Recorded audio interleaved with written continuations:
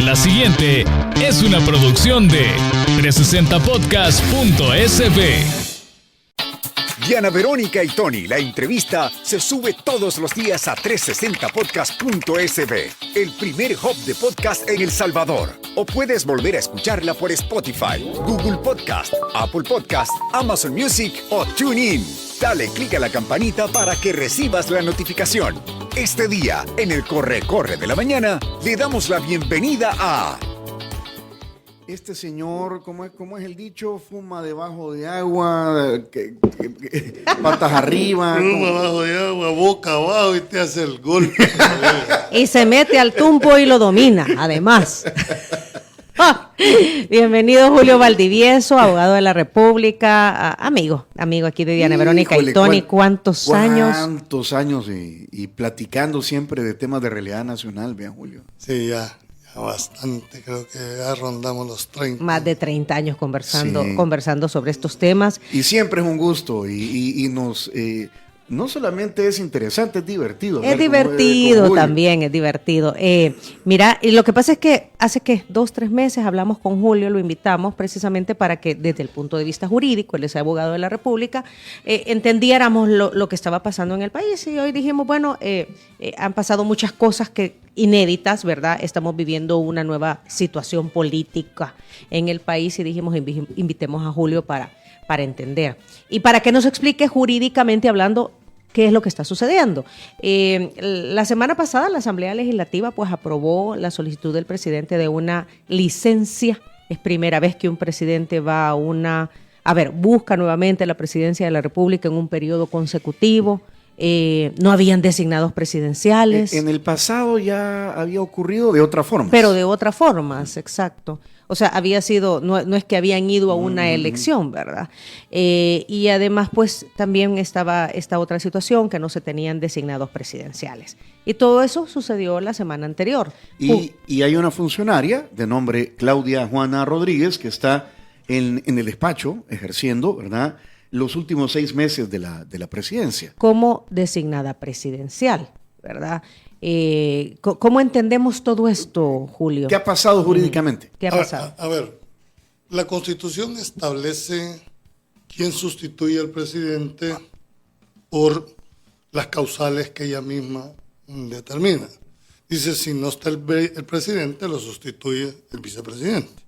Si no está el vicepresidente, el primer designado. Si no está el primer designado, el segundo. Y si por cualquier causa no están ninguno de los 4, pues la Asamblea Legislativa designa al que va a ser el encargado del despacho. Pero créeme lo que yo creí que ese iba a ser el mecanismo, al ver que no habían designados nombrados todavía. Porque el vicepresidente en este caso va con él, va de candidato. Es la fórmula presidencial. Parte de la fórmula. Entonces, si los dos van y no habían designado, la lógica me indicaba de que le iban a aplicar el 155 de la Constitución, que es la Asamblea al final quien designa. Y puede ser cualquier persona que a juicio de la Asamblea reuniera los requisitos. Sin embargo, el presidente manda una persona que también eso no estaba dentro de los guiones normales. Todos esperaban que podía ser un político, que podía ser, dijéramos, alguien partidario directo, un diputado, en fin. Se mencionaban los hermanos del presidente. Los hermanos del presidente. Que uno de ellos salió a aclarar de que no. No, y eso fue un par de morbo político. Morbo, exacto. Dicen. Pero al final termina mandando a una técnico. A una persona que por supuesto que es de entera confianza del presidente para decir, esta es la persona que yo quiero que mantenga la política. Antes de continuar, entiendo, Julio, y también explícanos, no hay un tiempo de término para que el presidente mande las propuestas de designado presidencial. Puede ser en el momento que él lo decida. No, es decir, por ejemplo, yo me acuerdo en el caso de Mauricio Funes, hasta los 2 años nombró sus designados presidenciales. En el Sánchez Serén no me acuerdo. La Constitución no establece un plazo para hacerlo. Tampoco hay un procedimiento normado, es decir, ¿cómo lo vas a hacer? creo que esto... Simplemente el presidente manda.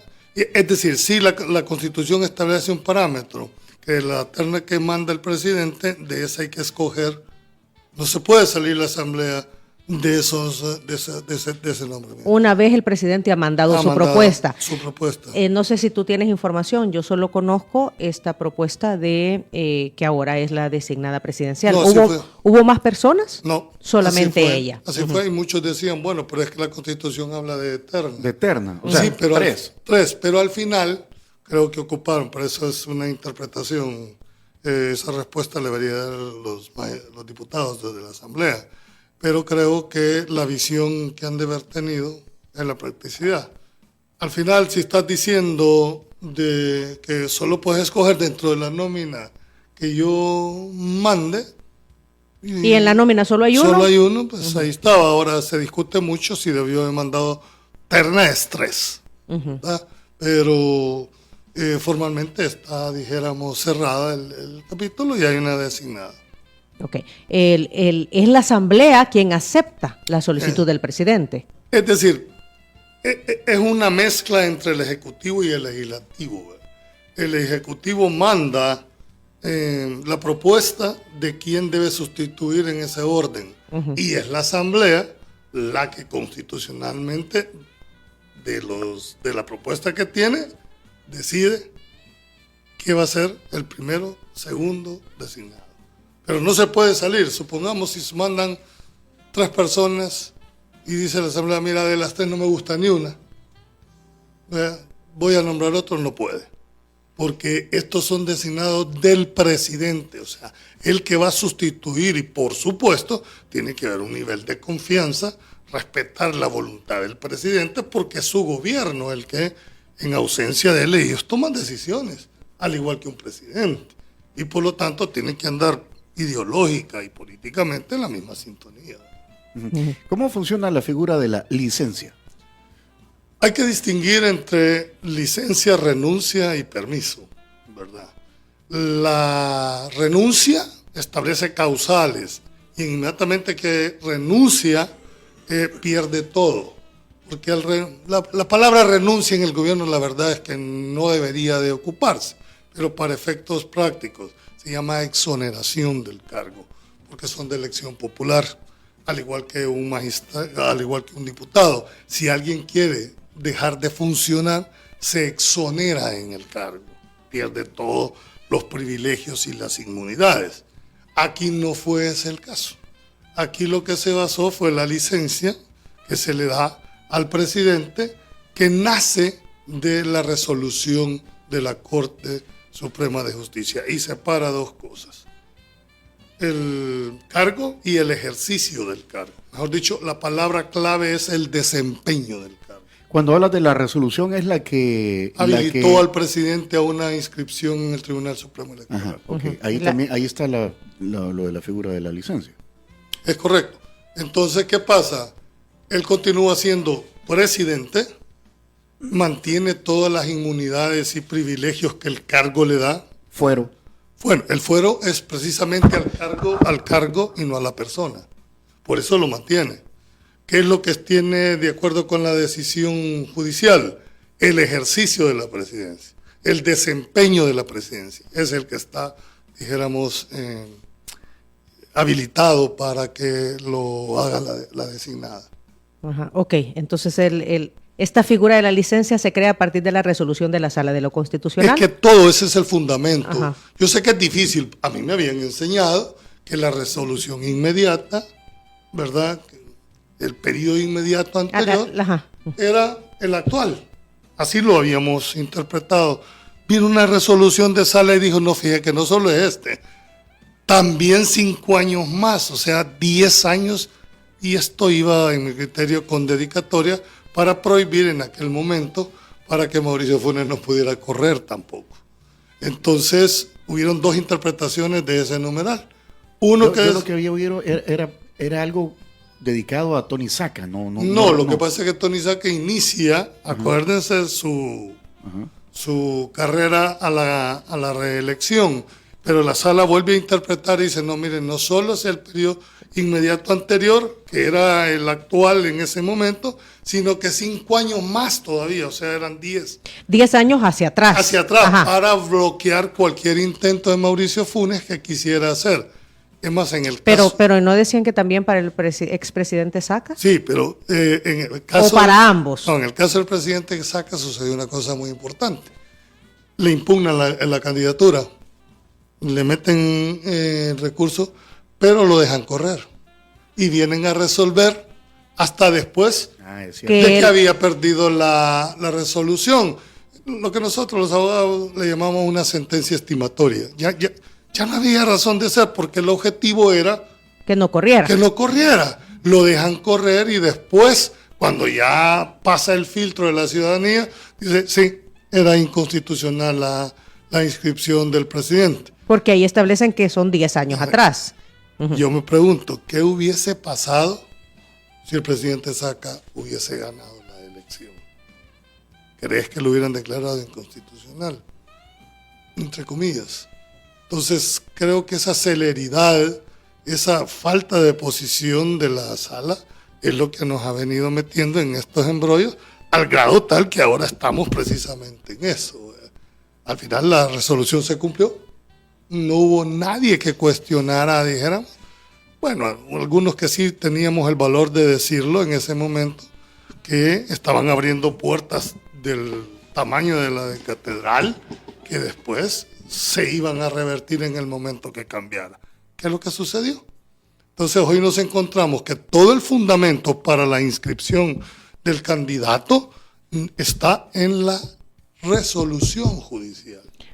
¿Y entonces a dónde queda la Constitución de la Esa es República? pregunta. Yo el día de ayer en otra entrevista dije, bueno, al final de toda esta discusión estriba entre qué prevalece, la sentencia judicial o qué prevalece la Constitución. Estoy hablando de la sentencia de la Sala de lo Constitucional. Este servidor siempre ha creído que la Constitución es la que debería de prevalecer. Pero la práctica nos dijo, no mire, las sentencias de la Sala son de cumplimiento obligatorio. No solo las sentencias de la Sala, todas las sentencias del órgano judicial. Entonces, ¿qué pasó? Que la línea jurisprudencial fueron marcando y diciendo, mire, nosotros interpretamos como máximo intérprete, y pongo entre comillas, porque no lo son, por lo menos nunca los he considerado yo, pero así ha sido. Pero en la práctica sí. Así fue. En la práctica sí, Ajá. porque cuando juran, los funcionarios dicen, juro ¿Cumplir? Y hacer cumplir. la Constitución Ateniéndose a su texto. y hacer cumplir la Constitución. Entonces ahí dicen, yo escuché por otro lado que alguien dijo, bueno, es la Sala de lo Constitucional quien hace cumplir la Constitución. No, la Constitución tiene una supremacía. Independientemente de la Sala, debería de haber una aplicación directa de la Constitución. Ese artículo es el 235, que dice que cualquier funcionario civil y militar, antes de tomar posesión del cargo, jura cumplir la Constitución. Cualquiera que sean las resoluciones, ateniéndose a su texto, es decir, a la literalidad de la norma, ¿verdad? Sin embargo, eso nunca funcionó. Pongo un solo ejemplo, también lo decía el día de ayer, y es el hecho de que bajo la interpretación constitucional modificaron las constituciones. Bajo el seudónimo de interpretarla, no solo la cambiaron, sino la modificaron por una decisión judicial. Eso lo dijimos en su momento. ¿Y cuál es esa parte? Uno, cuando se permitieron las candidaturas no partidarias. El artículo 85 de la Constitución es clave. Te dice que el único instrumento para accesar al poder son los partidos políticos. Pero Pero dijeron los señores, no, fíjate que también hay candidaturas no partidarias. Y pregunto, ¿dejaron de cumplir esa sentencia? No, no la dejaron de cumplir. que por cierto fue a solicitud del ahora vicepresidente de la República, De la República, Ulloa. Félix Ulloa. Ajá. Metió la inconstitucionalidad de esa norma. Si vos me preguntas a mí, ¿usted considera que debe de haber candidatura? Sí, pero no por una decisión jurisdiccional. No solo eso, modificaron una cláusula pétrea, que era el artículo 85, de que los partidos políticos Sí, son Que es el vehículo a través del cual... único. Yo no entiendo cuál es otra palabra que deberían de interpretarse. Se interpreta lo oscuro, se interpreta lo que no se entiende, ¿verdad? Yo creo que confunden lo que es una interpretación con lo que es una lectura comprensiva del texto. Son dos cosas diferentes. Sin embargo, bajo esa sombrilla de la interpretación, si dijeron cosas que la Constitución no permitía, ¿verdad? O, en otros casos, modificaron la Constitución. Porque al final, te quiero decir, yo puedo participar de, por último, a regañadientes que la interpreten bajo el concepto de claridad. Pero donde no podemos es cuando modifican la Constitución vía resolución judicial. Y eso fue lo que hizo. Eso es lo que ha venido pasando. Eso es lo que ha venido. Y todas las salas han tenido esa misma visión. Entonces decimos, señores, y este es un llamado de verdad. Creo que debería establecerse los límites a las decisiones de la sala. No puede seguirse en esa cuestión que es el máximo intérprete. Yo les decía, ¿qué hubiese pasado si esta resolución, que hoy la cuestionan, le hubiera dado la sala del 2009? ¿Qué hubiera pasado? La hubieran cuestionado. Le hubieran dicho, ¿qué hubiese pasado? Se hubiera cumplido. Sí. Lógico. Entonces el problema no es el fondo, el problema es quién le emite. Entonces digo yo, tampoco. Creo que sí debe haber un límite hasta dónde se le debe permitir a la sala esa interpretación. Y cierro con esto. Yo he leído más de 200 veces la Constitución y no he hallado un artículo, uno, que diga que es el máximo intérprete de la sala de lo constitucional. Para mí el máximo tribunal es la Corte en pleno. Los 15 magistrados. Los 15 magistrados, los 5. No solo la sala. No solo Exacto. la sala. Pero yo me acuerdo que allá por el 2010, Julio, hubo una discusión sobre eso. Bueno, ¿y quién es el máximo intérprete de la Constitución y hacer cumplir la Constitución? Y entonces hubo un debate entre la Sala de lo Constitucional y Corte Plena. Bueno, y no declararon inconstitucional a los mismos magistrados de ellos, pues. A ese grado se llegó en un momento determinado. Hubieron posiciones que te decían, después de Dios, la sala. No puede ser eso, de verdad, bajo ninguna sensatez, estar diciendo, equipararte, como diciendo, nosotros mandamos. Mira, cuando se pierde el poder político en la Asamblea Legislativa, se refugian en la sala de lo constitucional. Y hay que decirlo, al frente lo paró la sala de lo constitucional, les declaró inconstitucionales funcionarios. Pero a ti no te dejaron correr. Sí. A mí interpusieron un recurso en el Consejo Nacional de la Judicatura, ¿verdad? Bajo el argumento que había vinculación partidaria porque habíamos sido funcionarios. Que por cierto tengo un amparo, ¿verdad? Va a dormir en los sueños de los justos. Esta actual sala de lo constitucional. Y mirá lo que me ha traído, que hace poco acaba el Consejo Nacional de la Judicatura, por ley tiene la obligación de decir qué abogados están aptos para magistraturas. La magistratura. A mí me excluyeron. Entonces yo ya estaba listo para toda la batería. Contraatacar. Sí, y yo tenía todo porque era claramente, en mi criterio, una decisión totalmente ilegal. Sin embargo, debo de reconocerlo, ¿verdad? Que me mandaron una nota aclaratoria que por un error involuntario no había sido considerado en la lista. En la lista. Aptos para magistrados. Y que iban a corregir. Bueno, el fin es esto, pero el mensaje estaba claro. Que me van a decir que se equivocaron, porque ahí están unos parientes míos en la lista. Damos el beneficio de la duda, pero estamos. A ese nivel estamos cuando en este país, por alzar la voz, te tiene consecuencias graves. En ese momento yo seguía cuestionando seriamente a la sala porque decía que estaba sentando precedentes que después se iban a revertir al cambiar la correlación. ¿Y entonces? Me bloquearon, no pude seguir. ¿Y dónde estamos ahora? El tiempo me dio la razón. Cambió la correlación de fuerza. Es más, la sentencia que habilita la inscripción del candidato Bukele, ¿verdad?, hace alusión a 3 párrafos específicos, diciendo, ahora ya cambió la correlación o ya nueva interpretación. Es más, dice en uno de sus contenidos, porque esa demanda la interpone el licenciado el doctor Anaya, por la pérdida Salvador de Enrique ciudadanía, Anaya. ¿verdad? Y dice, bueno, no debió haber sido admitida esa resolución. Y pega el tema.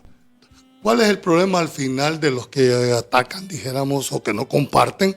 Es que hay una ilegitimidad de origen. Es decir, ellos dicen, esta sala no es legítima.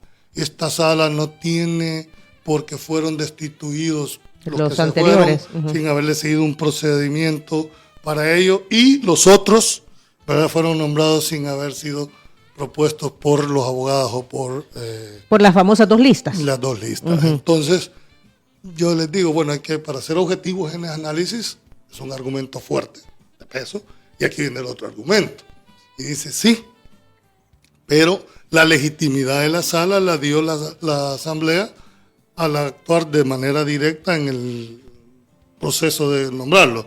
Yo los puedo nombrar, yo los puedo destituir, porque no hay una ley secundaria que establezca las causales de destitución. Hasta este día no la hay. Pero lo más grave, y para mí creo que eso, no porque yo lo diga. Quizás un paréntesis antes de seguir en ese punto. Las elecciones de segundo grado, como la de los magistrados de la Corte Suprema de Justicia, lo hace la Asamblea Legislativa y así otros cargos. En cualquier momento la Asamblea Legislativa puede cambiar a ese funcionario. Claro, y no lo hicieron de esta manera. Pero aplica para la Sala de lo Constitucional, aplica para un procurador general. De acuerdo a lo que viene yo no comparto eso. Yo no lo comparto. Dictando la jurisprudencia, sí. Sí. Porque vaya al fiscal, al procurador general. El debido proceso, ¿verdad?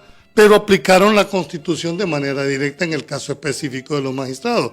Porque no hay una ley secundaria que diga cuáles son las causales para destituir a los magistrados. Nunca se ha dictado. Creo que también eso los va a llamar a la reflexión. Pero ¿sabes qué le dio más legitimidad en mi criterio a la hora de tomar? Fue que los otros 10 magistrados que habían sido electos, dijéramos, por las anteriores asambleas, Hicieron corte, cabal. Entonces yo me pregunto, si yo fuera magistrado en ese momento, de los 10 que habían sido electos. O sea, ninguno dijo, no, yo con estos nuevos no. ¿Y por qué te hago esto? Porque quien convoca corte plena es el presidente del órgano judicial y el presidente de la sala. Y si estaba cuestionado su nombramiento, pues hombre, si yo consideraba que era inconstitucional, yo no hubiera ido.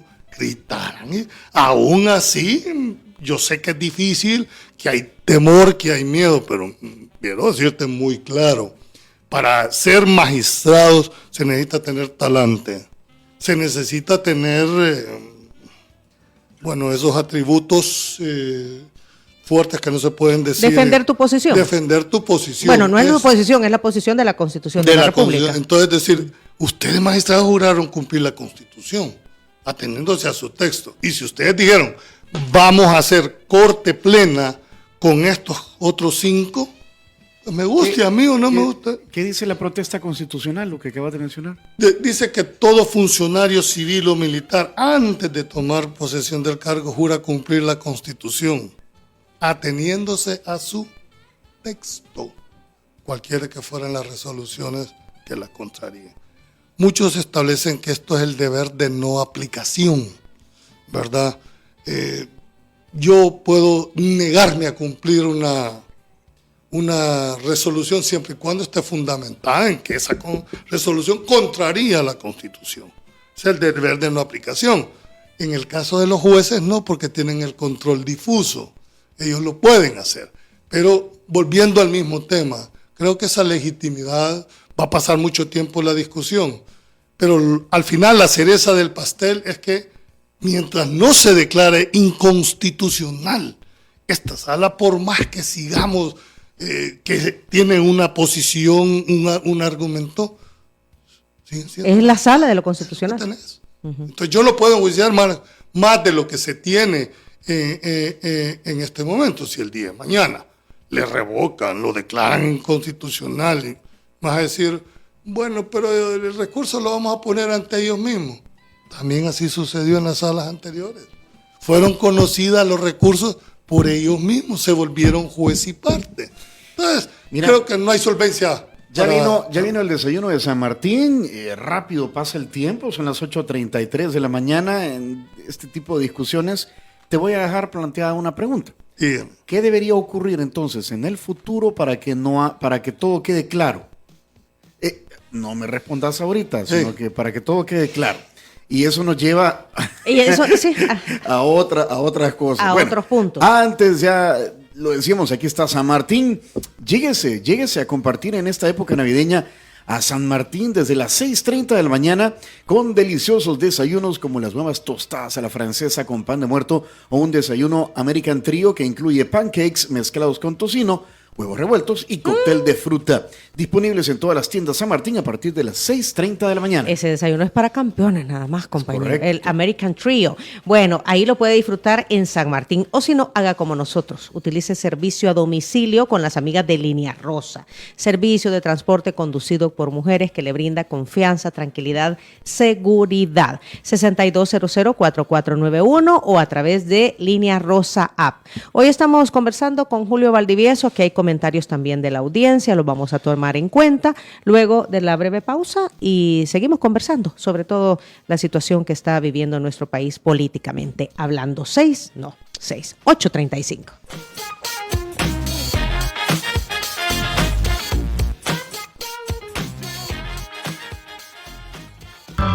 El corre, corre, corre, corre de la mañana.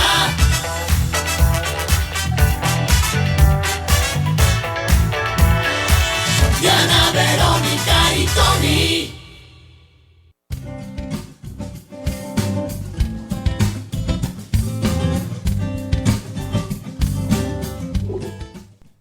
Muy bien. Aquí estamos a dos cachetes. Ay, ahorita. sí. Hicimos pancitos con huevito.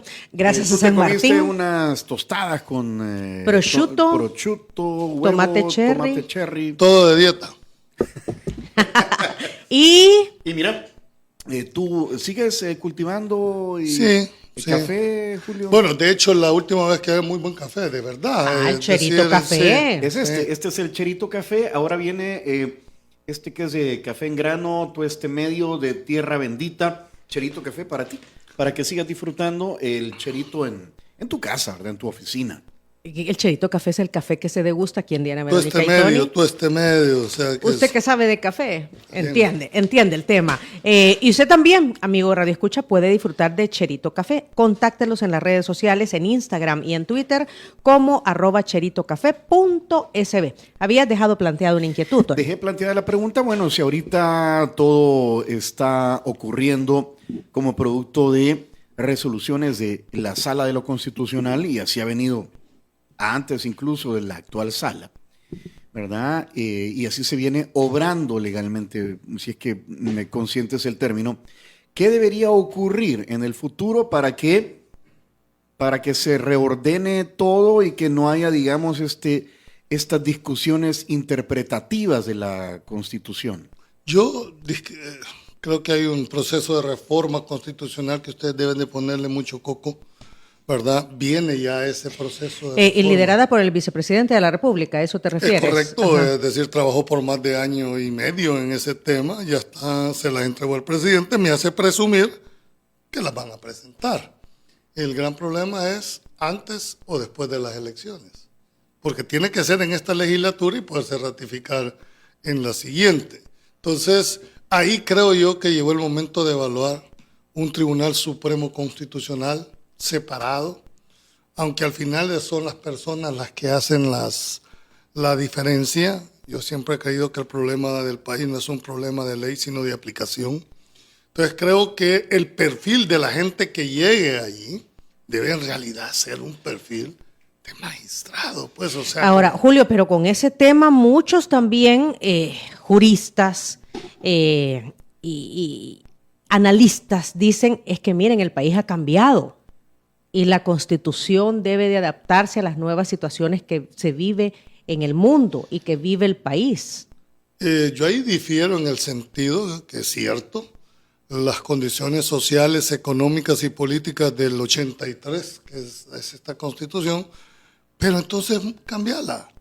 entonces hacer el proceso de reforma de la Constitución por la vía, pero no a través de sentencias, que es lo que yo me opongo, porque no están mandatados. A ver, cuando una ley secundaria es oscura, no recurrís al mismo que la hace, es decir, la Asamblea Legislativa, y a través de una interpretación auténtica aclara el sentido de una ley. Uh-huh. Aquí es igual, el constituyente es el diputado, que es mandatado por el pueblo. No puede alguien asumir esa atribución y decirle, no, es que yo creo, bajo la figura de la interpretación, que esto debió haber hecho el constituyente. Esto es lo que pensó. Yo creo que no es esa la salida. Pero como se dice que los magistrados interpretan la Constitución y que hay varias vertientes del pensamiento jurídico. Pero eso viene de la sala de Belarmino Jaime, Sidney Blanco, es correcto. Rodolfo González y Florentín Meléndez. A ver, yo no estoy en contra total de una interpretación siempre y cuando sea oscura o no te queda claro. Entonces vos decís, bueno, veamos, yo he creído que lo que se debe de interpretar es la ley secundaria para ver si se adecua al texto de la Constitución, pero no al revés, no interpretar la norma constitucional para que surta los efectos jurídicos. Aquí hemos tenido sentencias totalmente, bueno, mirá, hubo una que se inventaron una figura de la reviviscencia, es decir, revivir un muerto. Declararon a Eugenio Chicas inconstitucional, pero como solo le hacían falta 30 días, pues dejémoslo ahí 30 días, pues, no obstante que es inconstitucional, pues dejarlo ahí 30 días. Cuando fue la... ya me acordé de la pero ¿qué era lo de la reviviscencia? Se dio porque había una ley de... Sí. Amanecimos en la otra colonia, ¿y esto qué es? Sí, bueno, a ese grado, lo que te digo, ¿qué pasaba? Que había una ley de probidad que la habían promulgado, metieron la inconstitucionalidad contra esa ley de probidad, ya estaba derogada la otra, o sea, estaba muerta, la del 59, pero no, hombre, revivámosla pues, y la revivieron. Tercer caso, el caso de los jesuitas, declararon la inconstitucionalidad de la ley de amnistía igual, y vuelven a revivir la del 90, pero no solo con esa gravedad, sino que las inconstitucionales tienen efecto hacia el futuro, no tienen efecto retroactivo. Pero si no, imagínate. Y esa fue la reviviscencia. ¿Y quién dijo algo? Salieron las voces ahí a rasgarse las vestiduras, diciendo, mire, esto atenta contra la Constitución. No, nadie se dijo nada. Entonces, tú no puedes decir, lo que antes era bueno, ahora es malo.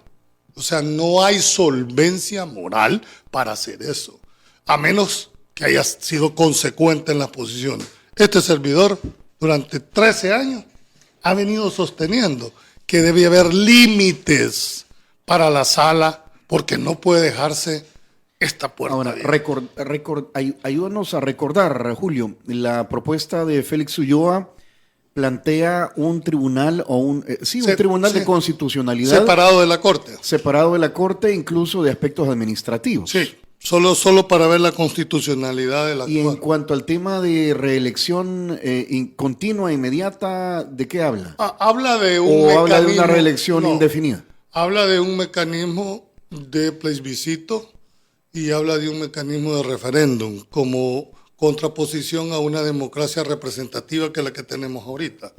Tú le delegás al diputado, al padre de la patria, por rato quisiéramos ser huérfanos, ¿verdad? Pero así son las reglas del juego, le delegás a él la representación tuya. En el otro está la democracia directa, donde la ciudadanía, el soberano, tiene mayor participación. Por ejemplo, cuando aquí se dolarizó, no se consultó a la ciudadanía. Fue una decisión de gobierno y ahí va. O sea, hay decisiones tan delicadas que tienen que ser consultadas con la ciudadanía. Te pongo un ejemplo. El tema del aborto consentido, el tema entre matrimonios del mismo sexo. Eso yo creo que ningún gobierno tiene implícito la decisión de modificar. Habrá que consultarle a la ciudadanía, ponerlo sobre la mesa un tema tan complicado como eso. Dos, esos mecanismos los dan. Están el referéndum revocatorio, es decir, que a medio mandato, porque yo me voy a quedar esperando que se venzan los 5 años con una persona que lleva el desastre al país, entonces establece esa situación. Me recuerdo que nos lo explicó eso. Y hablaba Ajá. de sexenio también. Sí, sube la edad en El periodo. los periodos del ejercicio. Por ejemplo, nosotros hoy vamos a 4 elecciones. Cada 15 años estamos en este mismo tema. Entonces propone que se eleven los plazos constitucionales, tanto de alcaldes, de diputados y de presidente, para 6. Pero mete como una contraprestación el referéndum revocatorio a mitad de periodo. A mitad de, como una evaluación, Como una ¿verdad? evaluación, porque Como te una- vas a esperar 6 años. Si te llevan al despeñadero, pues a los 3 años puedas hacerlo. Ok, aquí hay varias consultas de la audiencia y nos quedan, 6 minutos. Germán Hernández pregunta, si el presidente Bukele sale electo el 4 de febrero para un segundo mandato, ¿podría volver a la presidencia antes de junio? Ok. No, y digo porque la Asamblea Legislativa tuvo en el decreto 2 cosas muy importantes. Uno, estableció de que la causa para haberle dado la licencia estriba en la inscripción y en la resolución de la sala. Pero lo más importante, le fijó un periodo De licencia. de licencia desde el 1 de diciembre al 30 de mayo 31. o 31 de mayo del 2024. Quiere decir que si él, en la pregunta, ganara la elección y quisiera regresar en abril o en marzo, no puede porque el periodo es clave en esa Quedó claro en esa, Quedó en claro, esa no decisión puede. de Y el primer de día de licencia. junio dice, ya me voy No, ese es otro al periodo. despacho otra vez, o Ah, tiene bueno, que pero tomar va por protesta. un segundo mandato, ya no está dentro del primer mandato de él. Por eso tiene que tomar protesta constitucional. Lógico, eso no Es lo puede un nuevo hacer. periodo. Es un nuevo periodo. Ajá, ok. Bueno, aquí dice TOS, que es otro gran radioescucha. Bueno, en otras palabras, la participación del actual presidente Bukele para una reelección es válida desde que el licenciado Miguel Ángel Cardosa, ex magistrado del Tribunal Supremo Electoral, lo mencionó que las resoluciones de la Sala de lo Constitucional son de cumplimiento. A ver, 2 cosas. Este servidor ha sabido separarlas. Yo nunca he hablado de reelección en carácter personal. Yo lo que dije que la resolución de la sala lo que habilita es a inscribirlo como candidato. La reelección, ese es un mecanismo electoral previa consulta con el ciudadano. O sea, esa es una decisión. es que- pero sí. confundir los términos reelección con inscripción. Son dos cosas diferentes. Totalmente diferentes. Porque el presidente Bukele está corriendo y la ciudadanía definirá ¿verdad? si sí o puede no. ser que no le favorezca con el voto. Pues sí. Tú de antemano estás asumiendo que va a ganar, entonces La reelección es que él no se sometiera a un nuevo A una proceso opción. electoral, ¿verdad? Ahora, políticamente, ¿qué va a ocurrir según tu criterio? Ya ¿qué? no estamos hablando de leyes. Ese es de legitimidad. Vas a ver primero, quizás lo que pasa es que la oposición del país perdió, en mi criterio, la oportunidad de poder, bueno, todavía está a tiempo, pero no veo esas señales, de hacer una articulación y presentar un frente común, que es más fácil. Porque yo te voy a decir una cosa, me pongo en los zapatos.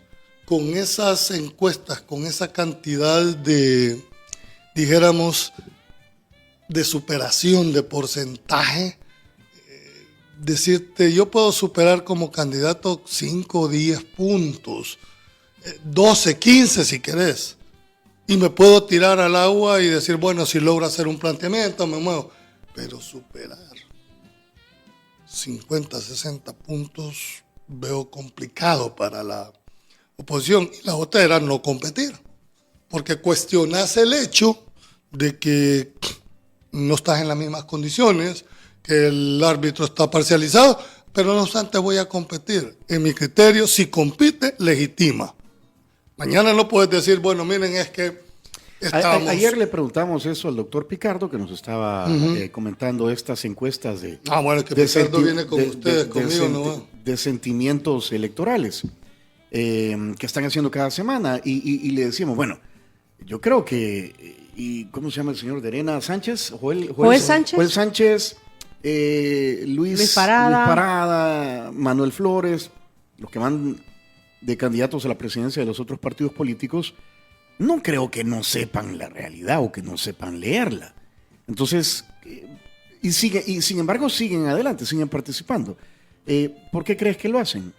El voto es emocional, no es racional. O sea, el que crea que la gente vota aquí por un planteamiento programático, pues yo creo que no está en una realidad. Yo te puedo asegurar, sin temor a equivocarme, que vos no conoces cuál es el planteamiento programático de los candidatos a diputados. Ni siquiera fuiste a votar y ni siquiera votaste por lo que te ofrecía ese candidato. Votás porque percibís emocionalmente, puede resolver. Y te lo voy a poner. Ya probamos a uno, ya probamos al otro. Tal vez hombre, da. ¿Me entendés? Lo que acaba de pasar en Argentina. Es que mira, yo creo que estamos pasando por un momento complicado. Y agregó, incluso dijo, las banderas de los partidos políticos, ser partido político es mala palabra, o sea, es repudiable. Sí, bueno, aquí lo tenés en cuenta. El hartazgo político hacia los partidos es enorme, incluyendo los actuales. Es decir, cuando vos revisás la encuesta de Picardo, sí, por eso no quiere hablar conmigo, Picardo, porque discutimos que ese 56% de gente que no se define. ¿Por qué partido? Porque la gente no cree en los partidos políticos. Pero es el único instrumento para alcanzar el poder. Que no hay candidaturas no partidarias para presidente de la República. Ojalá se permitiera, ¿verdad? Entonces yo sí creo de que esta elección, políticamente hablando, la oposición debe meditar en realidad, ¿verdad?, a dónde está parada, tiene que contrarrestar. Ya estás a 2 meses de la elección, oí bien, 2 meses. Y si le quitas todo diciembre, los sábados, Navidad. La Lupe Reyes. Es parte. Ajá, también, pues sí. ¿Cuánto tiempo te queda? ¿Y has visto vos planteamientos programáticos? ¿Cuáles son las propuestas? Dicen que ahora ya hay, pero yo en el momento que entrevisté a los candidatos, por lo menos no me dijeron los planteamientos programáticos de esto. Entonces, no sé, es una decisión atípica. Muy bien. Saludamos a Edwin Vaquero, Jerónimo Rivas, Ricardo Sosa está ahí, mira. Saludos, Ricardo. Saludos, Ricardo. Brenda Sofía Estrada, José Álvaro, Oscar Campos también aquí nos hablaba sobre una sentencia de que la sala declaró inconstitucional las frecuencias del espectro radioeléctrico, solo podrían ser adjudicadas mediante subasta, por ejemplo, pero que dejaron vacíos en esa resolución también. Gracias a todos por estar pendientes. Hemos tomado también en cuenta sus inquietudes, sus preguntas, y el tiempo se nos queda corto, Julio. Aprovecha para que la gente te pueda sintonizar en la televisión, Julio, sí, las coordenadas. Estamos en señal directa todos los días en el 21 y en el 19, ¿verdad? Vamos de 8 a 9 en materia Pulso Ciudadano, y hoy que ha abierto, dijéramos, un nuevo forma de programa. Un espacio nuevo. Rumbo a las urnas, que es de lunes a viernes a las 9 de la noche en vivo en el canal 19, para darle una plataforma a todos los candidatos, porque no es fácil. Bueno, ustedes me imagino que ya traer a candidatos, traer a gente que quiera venir a poner su criterio no es fácil por miedo. Mucha de la gente no quiere venir a decir, este es nuestro... Pero bueno, esa es parte del folclore. Le damos un espacio. Los espacios están abiertos. Están allá. Ya si los quieren aprovechar, a todos los partidos políticos, a todos los secretarios generales, les mandé una carta específica en el cual le ofrecíamos espacio. Ya utilizarlos o no, esa es decisión muy personal de cada uno. Muy bien. Julio, muchísimas gracias por habernos acompañado, y si usted quiere conocer cuál es el argumento jurídico de la perspectiva de Julio Valdivieso respecto a todo lo que está aconteciendo políticamente en el país, ponga mucha atención a lo siguiente. Si quieres volver a escuchar esta entrevista, ingresa a 360podcast.sb, el primer hub de podcasteros salvadoreños. Sigue a Diana Verónica y Tony la entrevista en Spotify, Google Podcast, Apple Podcast, Amazon Music o TuneIn. Esta fue una producción de 360podcast.sb.